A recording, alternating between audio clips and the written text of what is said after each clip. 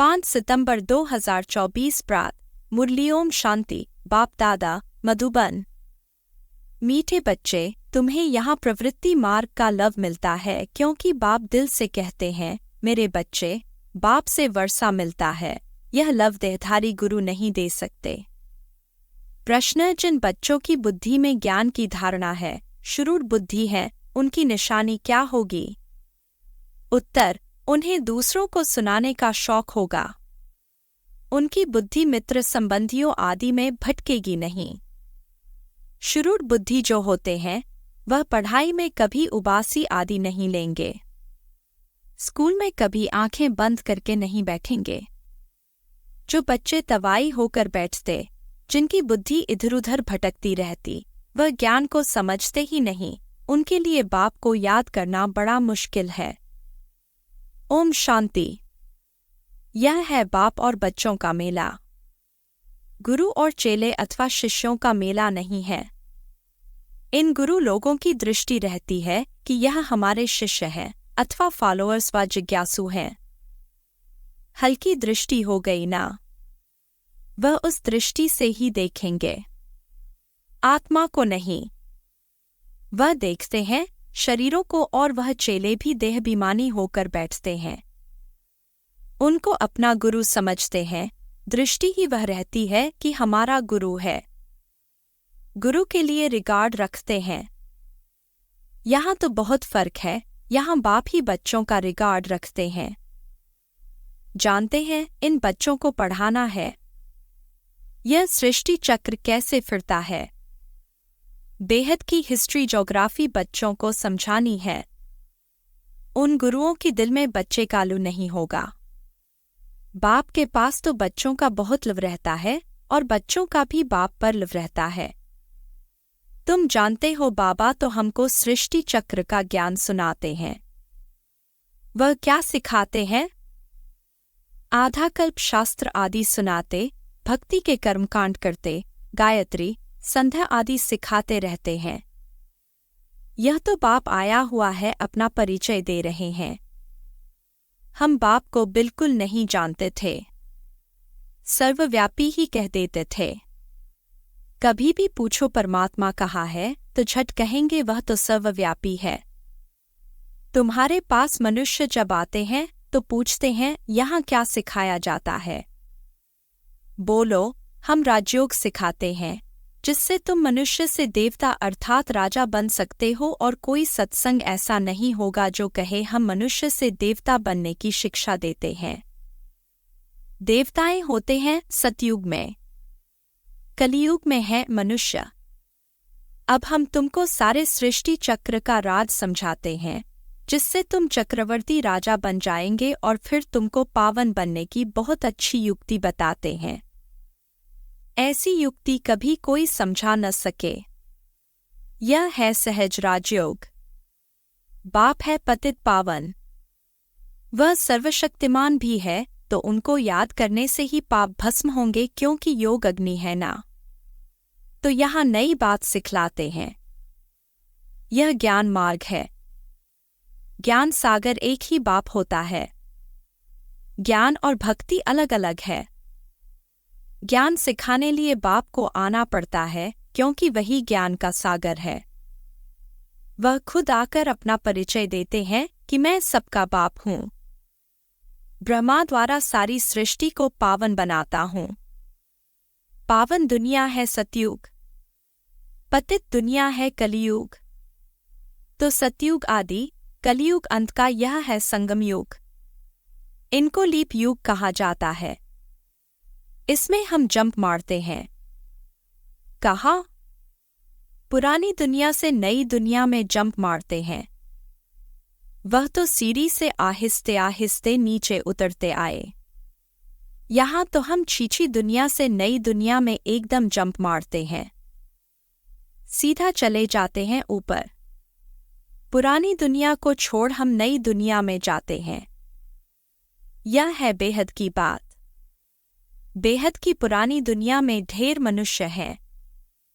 नई दुनिया में तो बहुत थोड़े मनुष्य होते हैं, जिसको स्वर्ग कहा जाता है। वहाँ सब पवित्र रहते हैं। कलियुग में है सब अपवित्र।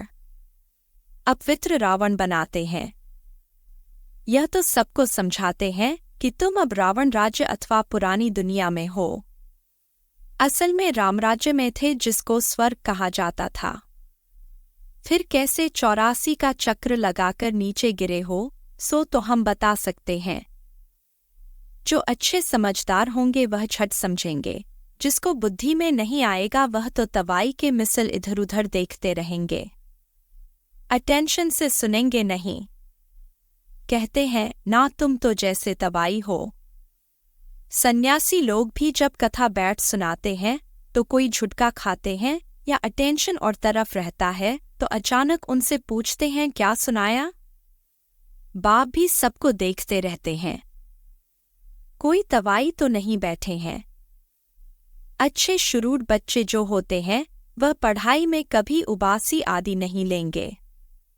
स्कूल में कभी कोई आंखें बंद करके बैठें यह तो कायदा नहीं। कुछ भी ज्ञान को समझते नहीं।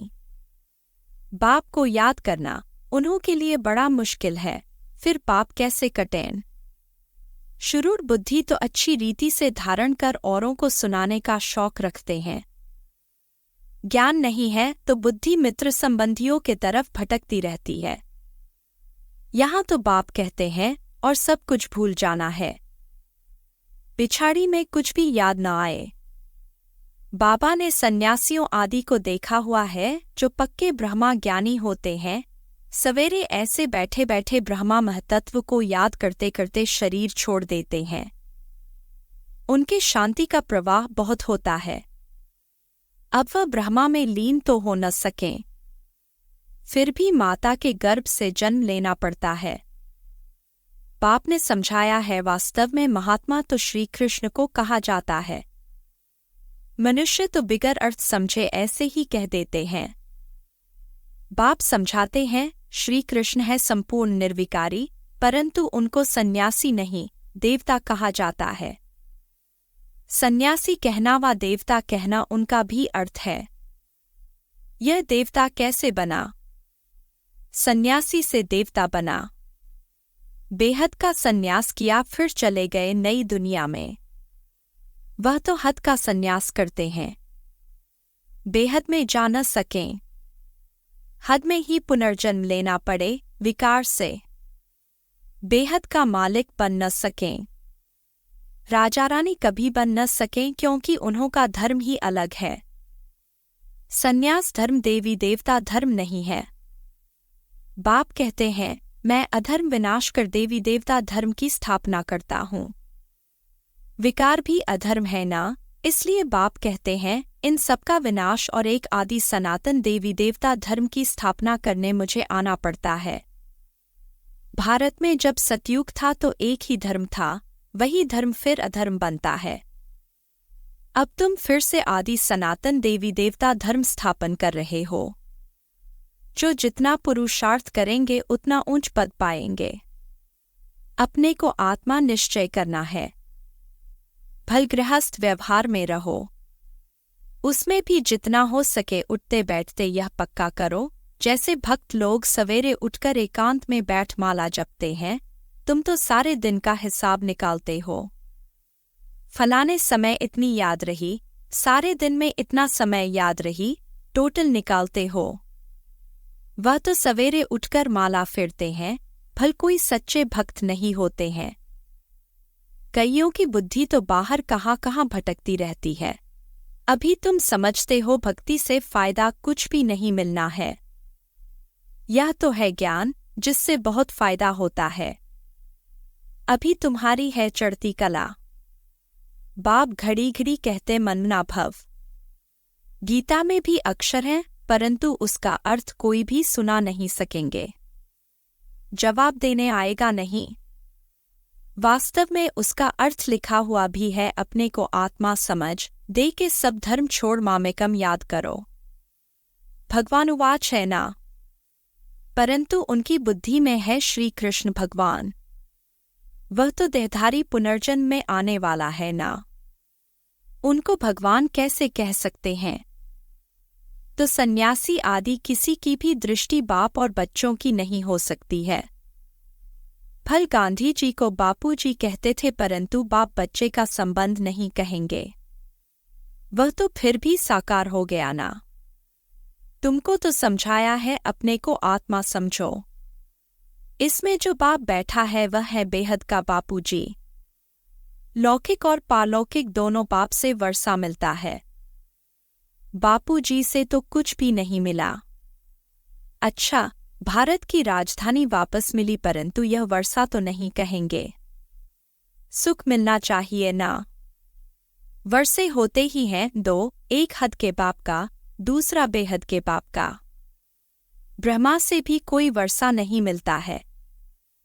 भल सारी प्रजा का वह पिता है, उनको कहते हैं ग्रेट ग्रेट ग्रैंडफादर।